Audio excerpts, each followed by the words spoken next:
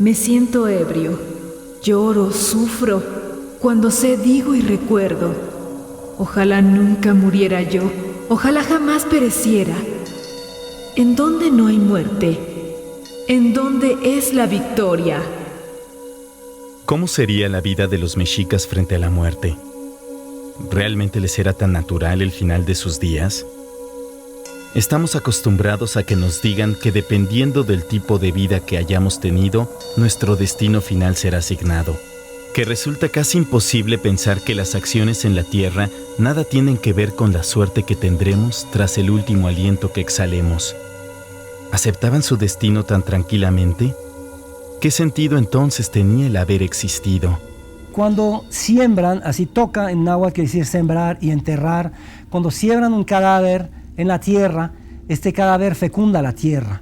Entonces, su cuerpo, la carne, durante 4 años está siendo comida por Tlaltecutli.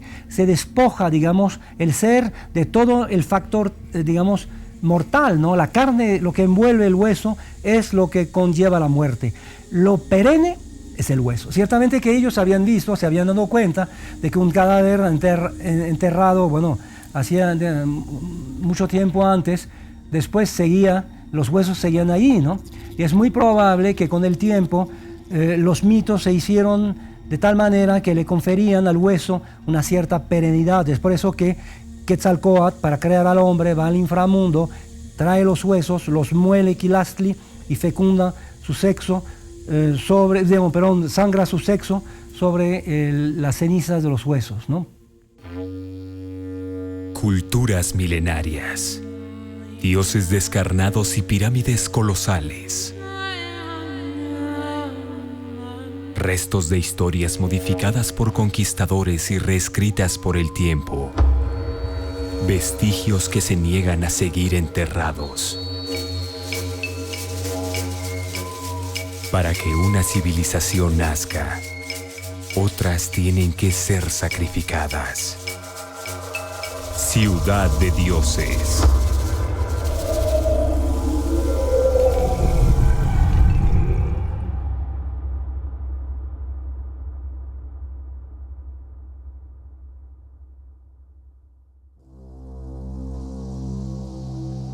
Cuando uno fallecía tenía 4 destinos.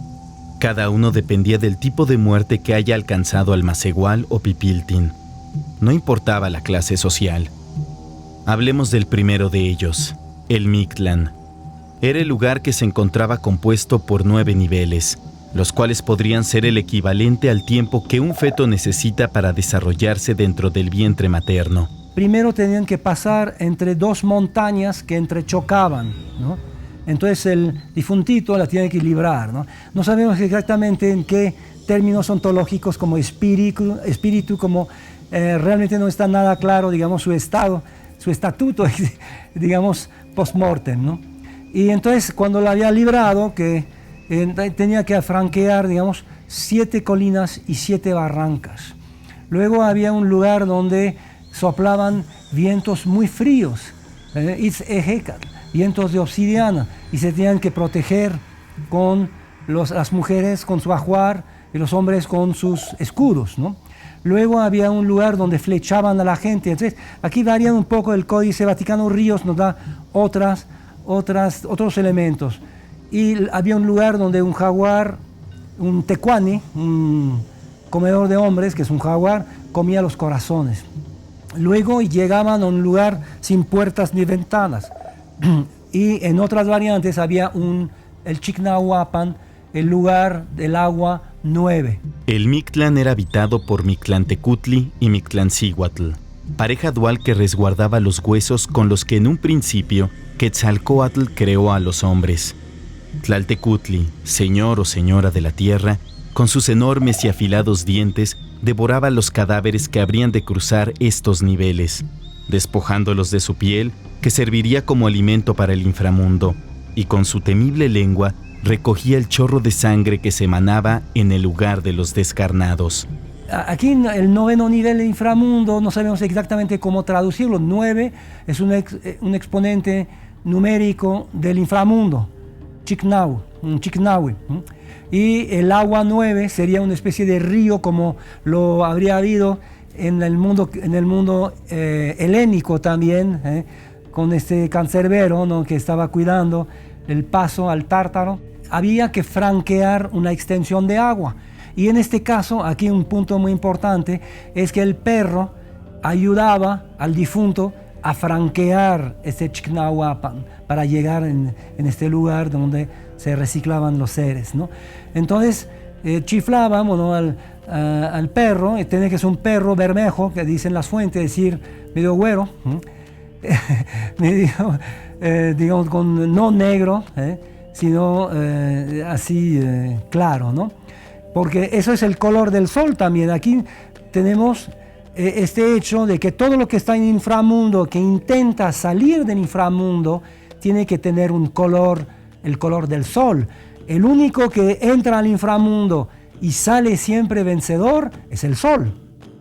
Es por eso que tenemos en las tumbas prehispánicas, tenemos discos, bueno, objetos de oro. Y no es por el valor. Oh hijo, ya habéis pasado y padecido los trabajos de esta vida. Ya ha sido servido nuestro Señor de os llevar, porque no tenemos vida permanente en este mundo y brevemente. Como quien se calienta al sol es nuestra vida. Hízonos merced nuestro Señor que nos conociésemos y conversásemos los unos a los otros en esta vida. Ya os puso su asiento, porque todos nosotros iremos allá, y aquel lugar es para todos, y es muy ancho, y no habrá más memoria de vos. Los que morían ahogados o fulminados por el rayo, o de ciertas enfermedades de la piel, o mordidos por una serpiente, ellos iban al Tlalocan. Ahora bien, es muy importante subrayar que el Tlalocan no es un paraíso. Primero, porque no hay ni infierno ni paraíso, por el simple hecho de que no había ni mal ni bien en el mundo indígena. No hay palabra para mal. O sea, no podía haber, evidentemente, Mictlán como infierno, como castigo, y tampoco había ningún paraíso.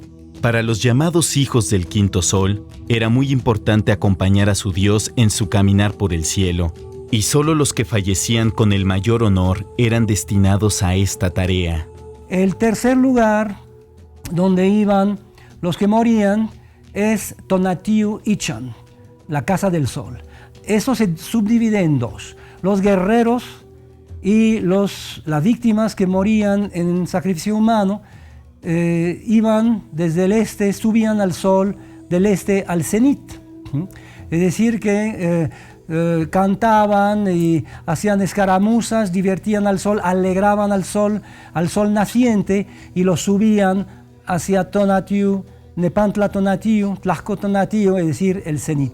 No solo los guerreros eran acompañantes del sol, también lo eran las mujeres quienes fallecían en las labores del parto. Las mujeres muertas en el primer parto, que eran asimiladas a guerreras, que habían muerto en un combate contra las fuerzas, digamos, de la noche, que se oponían al advenimiento de su hijo, se consideraban que cuando tenían al hijo, que habían tenido un prisionero. Cuando lo tenían, inclusive pegaban gritos de guerra, así, todas las parteas pegaban gritos de guerra. Se suponía que la mujer tenía a su prisionero, así lo dicen los textos, y cuando moría es como un guerrero, una guerrera que había muerto en este trance, digamos, bélico, ¿no? Entonces, estas mujeres salían del oeste. El oeste en náhuatl es Cihuatlampa, lugar de las mujeres, y subían del oeste, iban al cenit, y de manos de los guerreros o de las víctimas muertas en el sacrificio, que eran asimiladas, digamos, a los que morían en la guerra, tomaban el sol y lo bajaban hacia Cihuatlampa. Fray Bernardino de Sahagún, en su recolección de los tiempos antes de la conquista, describe el lugar dedicado a los niños. La muerte no los olvidaba. Les tenía deparado todo lo que en vida perdieron, el alimento que solo una madre podía otorgarles. Si no era su progenitora biológica, la tierra se encargaría de ello. El cuarto lugar, que no aparece en muchas fuentes y no aparece en el Códice Florentino, es el Sincalco. El Sincalco, el lugar de la Casa del Maíz, es el lugar donde iban primero en una zona muy específica del Sincalco, que se llama el Chichihualcuausco, el lugar del árbol de los pechos iban los niños que morían en su tierna edad, inclusive que no habían recibido siquiera, digamos, no habían sido objeto de un rito mortuorio. Decían que eran gilotitos tiernos, seguían, libando la leche materna y por lo tanto no había ritual mortuorio. La muerte era muy importante para los antiguos mexicanos, tanto como la vida misma. Ahora entenderemos el mundo que tanto espantó y horrorizó a los europeos, una forma de vida que aún hoy día nos parece imposible de entender. La salvación del mundo por medio de los sacrificios humanos.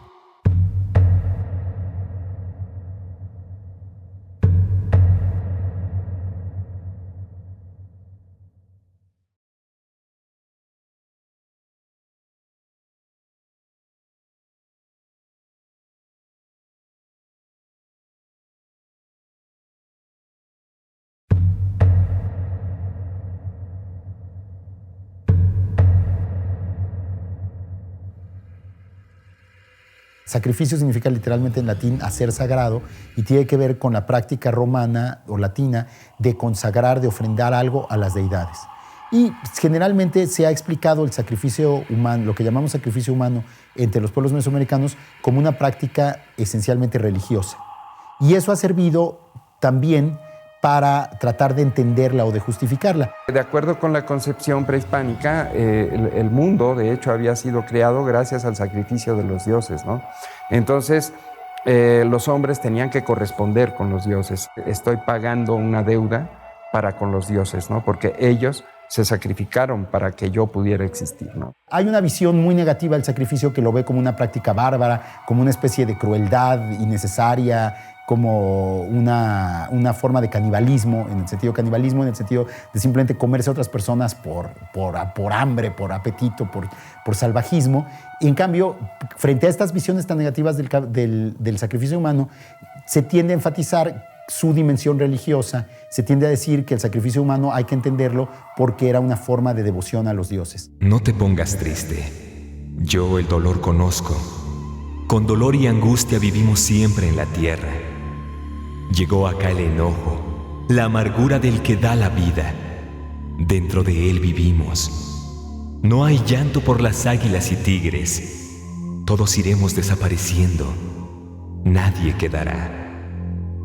Los mexicas se guiaban por su fe en los dioses, pero también por su observación meticulosa en la naturaleza y sus habitantes. Los animales representaban a los nahuales de sus deidades. En ellos basarían varios de sus actos. Lo que había ahí era una concepción del poder político como una forma de depredación animal. Es decir, ser soberano, ser mexica y conquistar a los otros pueblos es equivalente al águila que se come a sus presas, al jaguar que devora al venado. Y esta concepción de la política como una relación de depredación o de cacería es, interesantemente, una idea muy difundida no solo en Mesoamérica, sino en toda la América indígena. En el Amazonas, en los Andes, es muy frecuente ver representaciones de las personas que tienen poder y de los grupos con poder como animales depredadores que, de alguna manera, cazan y devoran a sus víctimas. Los cautivos de guerra enemigos eran sujetos de sacrificio. Pero también, por ejemplo, en algunas ceremonias, ocasiones, se le sacrificaban niños al dios de la lluvia. Esto es cierto, de hecho, por cierto, una de las ofrendas que se encontraron en el Templo Mayor, en ellas se encontraron restos de, si no recuerdo mal, 42 infantes que fueron sacrificados claramente al dios de la lluvia, porque se encontraron los restos óseos de estos niños acompañados por jarras de piedra con el rostro del dios Tlaloc, ¿no? Por ejemplo, había una fiesta que se dedicaba a la diosa Xilonen, que era diosa del maíz tierno, y se le sacrificaba pues una mujer muy joven, ¿no? Sí, casi una niña. Y había otra fiesta que se realizaba hacia el mes de septiembre, que estaba dedicada a la diosa madre, precisamente, en sus diferentes manifestaciones, y se sacrificaban también mujeres jóvenes, pero ya algo mayores. Por ejemplo, se sacrificaba una mujer a la cual se le ataviaba como Chicomecoatl, la diosa del maíz maduro.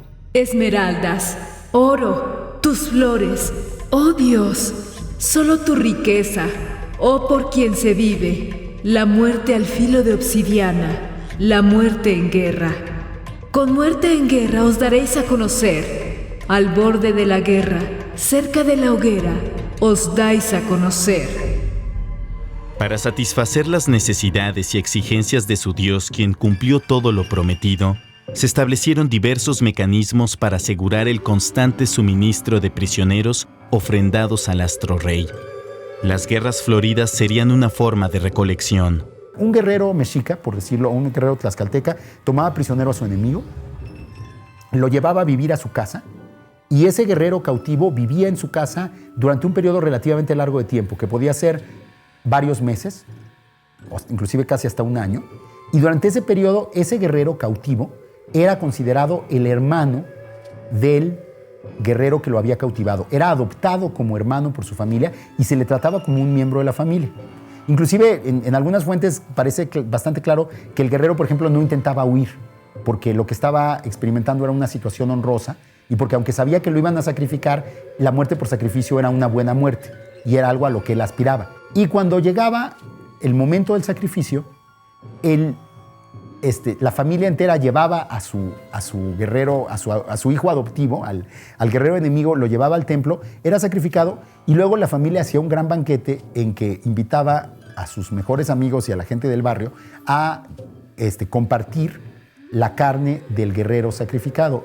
Lo que se comían de los seres humanos eran las extremidades, los brazos y las piernas, que se preparaban básicamente en un pozole.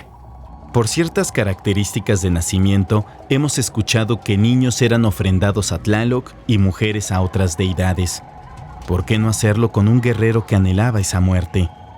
Era un ciclo que iniciaba con la batalla entre dos hombres y que culminaría con el sacrificio del derrotado y la penitencia del victorioso. Y en este gran banquete, el único que no podía comer la carne del cautivo era precisamente el guerrero que lo había capturado, es decir, su hermano, porque todo mundo decía que en realidad era la carne, era su propia carne. Entonces, digamos que en este aspecto del sacrificio, otra vez, no son tan importantes los dioses, sino es importante el sacrificio por las relaciones que establece entre los hombres.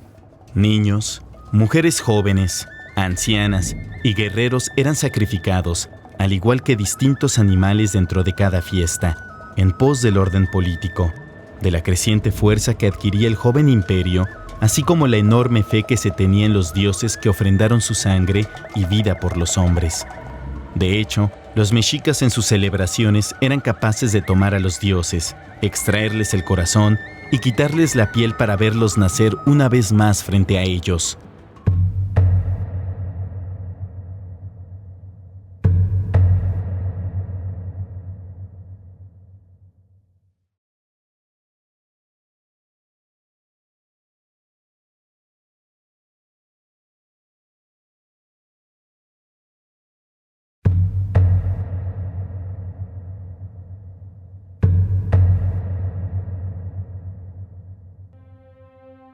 Había momentos en que la persona que era sacrificada no era considerada un ser humano, sino era considerada un dios. Quizá el ejemplo más famoso de eso es el ejemplo de la imagen de Tezcatlipoca. Una vez al año se elegía a un joven particularmente hermoso para que durante un año fuera el dios Tezcatlipoca. Y cuando digo que fuera el dios Tezcatlipoca, no digo que lo representara, sino se convertía en lo que en náhuatl se llamaba su Ixiptla, que podemos traducir como imagen, pero es una traducción incompleta porque el Ixiptla en realidad era la piel, era la encarnación del dios. Entonces, durante este año, este joven era el dios Tezcatlipoca y a donde iba por la ciudad todo el mundo lo trataba y lo recibía como el dios Tezcatlipoca. Conocemos gran parte del mundo prehispánico gracias a hombres inquietos quienes no quisieron ver cómo era destruido el legado de miles de años. Los mejores datos son extraídos de las obras de religiosos españoles, quienes independientemente de este rescate, centrarían sus trabajos en hacer ver que los mexicas sacrificaban en demasía y que eran acciones motivadas por demonios. Hay quienes no creen en esto. Hay por ahí corrientes de opinión, probablemente tú las conoces o las has escuchado, que pretenden negar la existencia del sacrificio humano en época prehispánica, es decir, como diciendo que fue invención o que hubiera sido una invención de los españoles, ¿no? Bueno, esto es absolutamente falso, es decir, hay evidencias arqueológicas sobre el sacrificio humano, ¿no? Las fuentes indígenas no niegan el sacrificio de ninguna manera porque los indígenas se enorgullecían de esa práctica por los significados políticos, religiosos, cosmológicos que tenía, pero tampoco nos dan demasiada información sobre la escala, ¿no? Entonces, realmente ahí tenemos uno de los grandes misterios que tal vez nunca podamos resolver. Quizá la arqueología podría ayudarnos. Sí hay evidencias de desollamiento, es decir, sí es posible detectar y se ha detectado, de hecho, en algunos restos óseos, la práctica del desollamiento, ¿no? Ahora, desde luego, era un desollamiento que se hacía, pues, post-mortem, como se dice, ¿no? Es decir, posterior a la muerte de la víctima, ¿no? Y era parte del ritual, no solo, bueno, principalmente de la fiesta precisamente de Xipetotec, de este dios, pero también de la fiesta que se dedicaba precisamente a la diosa madre, ¿no?